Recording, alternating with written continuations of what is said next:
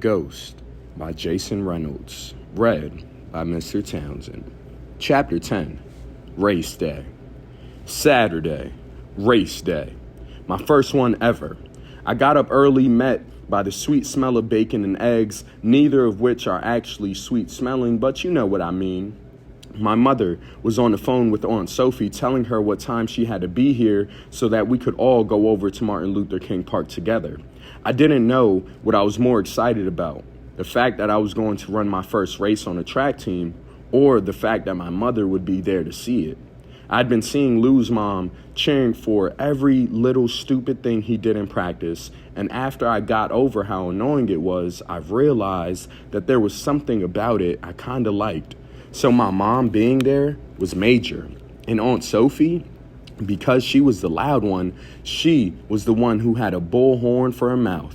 "Don't be late, Sophie," my mom said into the phone, dishing out the eggs. Of course, anytime a person tells another person not to be late, it pretty much guarantees that they will be.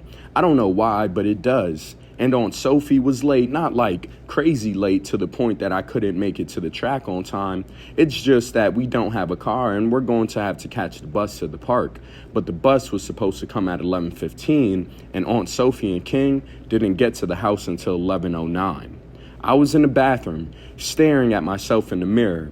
Coach had given me my uniform the day before after humiliating me at the sports store. I kind of humiliated myself, but whatever. When we got back to my house, he told me I had earned it and that he hoped he never had to bail me out like that again. "I won't really put you in the trunk," he said, smirking. "I'll just tell your mother and cut you from the team. That's way worse. Got me?" Coach dangled my jersey and shorts out in front of me, and I did get him, big time. I made up in my mind that I wouldn't do nothing that stupid ever again. At least, I would try not to, especially judging from the way I felt holding that electric blue uniform. I usually get dressed in the living room, but I just wanted it to be a surprise for Ma when I came out, and I could have gotten dressed in the bathroom, but it's too small and I couldn't risk doing anything stupid like dropping my jersey in the toilet or something. I know it sounds impossible. Trust me, it's not. I mean, not like I ever dropped anything in the toilet or anything, but it could happen.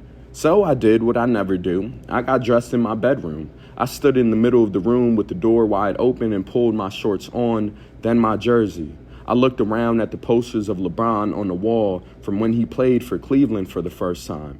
My bed, the same cover, same pillow, same everything as that night. I sat on it, my body sinking into the mattress almost like it was wrapping itself around me, hugging me, like it missed me. And if the door wasn't open and I couldn't see straight down the hall to the living room, I might have freaked out. But I didn't lose it. I just took a deep breath and let the flashes of that night come over me. My mother, flash, the covers being yanked off me, flash, the hallway, flash, the gun, flash. Then I looked down at the floor, flash. My silver bullets waiting for me. I unlaced them, slipped my feet in, then relaced them tight. And just like that, I felt different. I was a defender. My mother had given me a fresh haircut the night before just for this day, and I hit the bathroom to brush it and see if maybe a few waves were popping out, or at least make sure it wasn't one of her jacked up cuts. Thankfully, she got it close to perfect, almost no patches. While primping in the mirror, I heard Aunt Sophie come in. She was hollering about how they were late because she had to make a sign to hold up when I was running. "Castle," my mother called from the living room. "They here, let's go." I came out the bathroom and my mother almost hit the floor. She put her hand over her mouth, which I only ever saw her do when somebody on one of those movies said something corny about not wanting to live without the other person and they kiss. "Look at you," Ma said, hugging my neck, her eyes instantly wet. "You look like a champion." "You look like a superhero," King said. "I'ma call you Running Man." "Yeah, like the dance," Aunt Sophie asked. "What dance?" I replied, totally confused.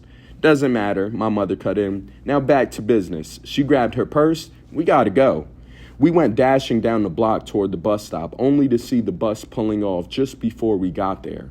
"No!" Ma shouted, turning toward me. I could tell she wanted to cuss, but she didn't. She just bit her lip, then looked at me and said, "I'm so sorry, baby."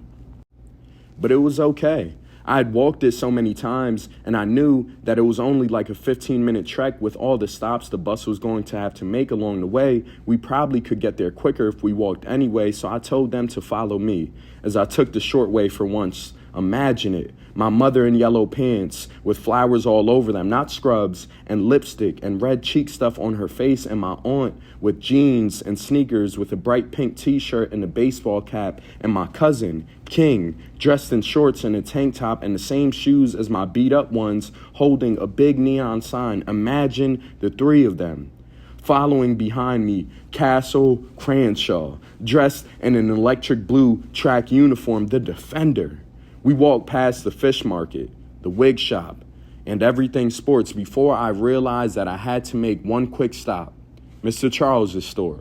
Luckily, it sits right in the middle of everything. At least it seems like it does. Like I can always get to it no matter where I am in the city. I think maybe that was Mr. Charles's plan. He's smart like that, and I can see it even if his family don't. He's the smartest person with the store in the whole city and maybe even the whole world. That's what I think. When we got there, I told Ma and Aunt Sophie and King to give me a second. Just need to get something, I explained. I pushed the door open, and there Mr. Charles was, standing behind the counter as usual, staring at his television. "Castle, how are you, my friend?" Mr. Charles said, holding his hand out. "What's up with the getup?" "This is my track uniform, the Defenders," I explained, pointing to the gold word printed across my chest. "Who?" Mr. Charles leaned in so he could hear me. "The Defenders," I said louder. "The track team I told you about. Today's my first race, and I just wanted you to see me." There was no way I could hide the excitement in my voice. "Ah!" Mr. Charles flashed a huge smile. He grabbed a bag of sunflower seeds off the wall. "Then take these for good luck.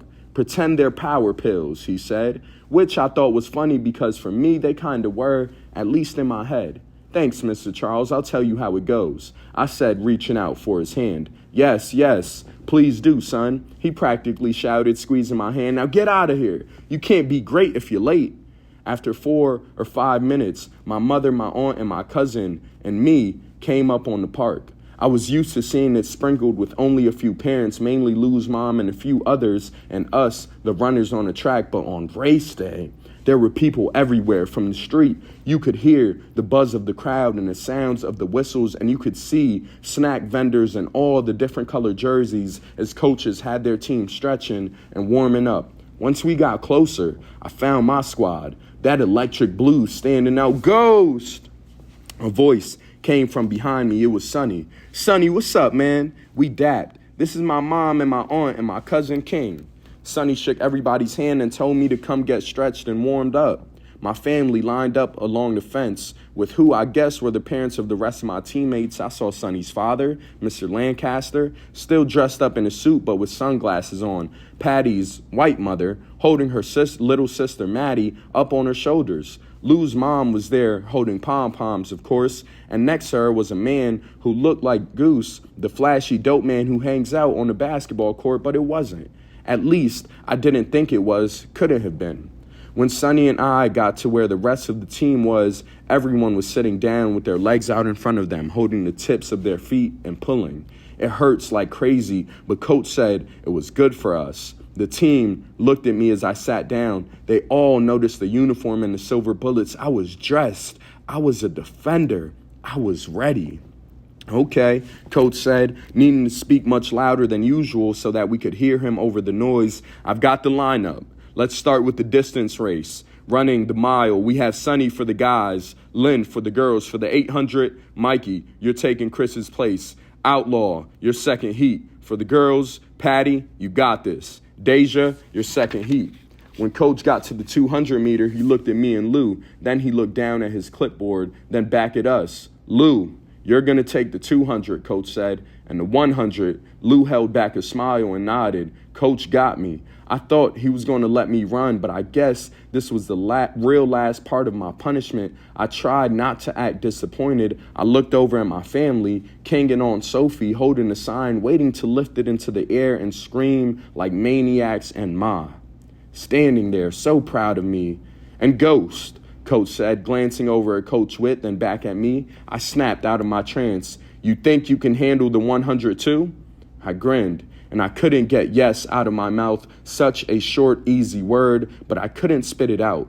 So I just nodded and swallowed the yes, hoping it might go down my throat through my stomach guts and down into my legs. We're not going to run any relays or hurdles yet, Coach said. This is the first meet, and we've got some work to do. But I'm watching every one of you, so let's get out there and burn. We all went to the side of the track and waited for our races. Everyone was so hyped, jumping around, trying to stay loose. Lou's mother came over and gave us a container full of orange slices, which I thought was super nice, but I didn't want any oranges, and I met Coach's wife, Miss Margot, and his baby son, Tyrone. The crazy thing was, even though Coach was an Otis and a chip-toothed turtle face, Miss Margot was pretty and so nice. She passed out Gatorades to everybody, but when she got to me, she thanked me for cleaning out Coach's cab. That made me feel real special, but I didn't really want no oranges or no Gatorade. I had my power pills, my sunflower seeds. I ran over to my mother, who had tucked them in her purse. She handed me the bag, then grabbed me and hugged me again. I'm so proud of you, she said. Then she caught me slipping and added, Ghost. She must have heard Sonny say it or somebody, but now knew my nickname, the name I gave myself, and judging from her bright smile, I think she liked it. I had no idea that being on a team would make her so lovey-dovey, but it was cool. It reminded me of how it used to be back when we slept in our rooms and there was family pictures on the wall. Back with the rest of the defenders, I ate the sunflower seeds one by one, waiting for my race. My chance. The first race was a relay. The boys 4x800. I got to just sit and watch to see how races really went down. Since we weren't running relays, runners from 8 different teams, all lined up in their lines, staggered at different starting points. The Bruisers, the Wings, and a bunch of other silly names that were nowhere near as dope as the defenders. Everybody put one foot forward, just barely touching the line. They leaned in, some wiggling their fingers then, and this caught me totally off guard. There's a gunshot, which is the thing that tells you to go. I'll tell you one thing, it made me feel a little weird, but whoever invented track got the whole gun means go thing right. The crowd started screaming as the boys burned the track up. One of the teams, I think they were called the Assassins, dropped the baton. It made a clinking sound, which in a nutshell is what losing sounded like. It's hard to come back from that. After the boys were the girls. Patty came over to me and told me how she felt like she could pretty much smoke all the girls out there. I believed her. Patty was definitely going to be a problem.